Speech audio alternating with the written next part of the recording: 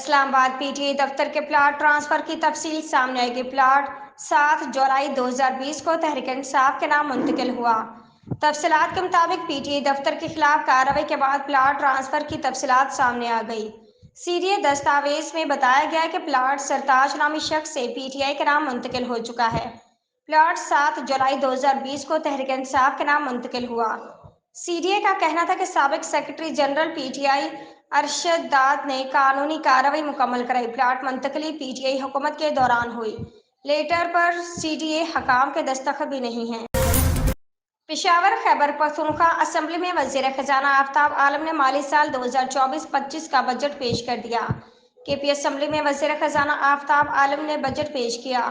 اس موقع پر وزیر اعلیٰ علی امین گنڈاپور و دیگر اراکین اسمبلی بھی ایوان میں موجود تھے۔ اسمبلی سیشن سے پہلے کی بھی کابینہ نے بجٹ تجاویز منظور کیں۔ عالمی عدالت انصاف کے صدر نواف اسلام نے رفح میں انسانی صورتحال کو تباہ کن قرار دیتے ہوئے اسرائیل کو رفح پر حملہ نہ کرنے کا حکم دے دیا۔ عالمی عدالت نے جنوبی افریقہ کی جانب سے اسرائیل کو رفح پر حملے سے روکنے کے لیے دائر درخواست پر فیصلہ سنا دیا۔ 29 دسمبر 2023 کو جنوبی افریقہ نے عالمی عدالت انصاف میں درخواست دی تھی، جس میں غزہ کی پٹی میں فلسطینی کی نسل کشی کا الزام لگایا گیا تھا۔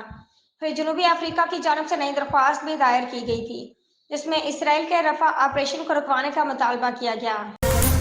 اسلام آباد ہائی کورٹ کے جسٹس محسن اختر کیانی نے لاپتہ افراد کے تمام کیسز کی براہ راست نشریات کا حکم جاری کر دیا۔ اسلام آباد ہائی کورٹ نے شاعر احمد فرہاد بازیابی کیس کا تحریری حکم نامہ جاری کیا، جو 8 صفحات پر مشتمل ہے۔ جسٹس محسن اختر کیانی کی جانب سے اردو میں حکم نامہ جاری کیا گیا۔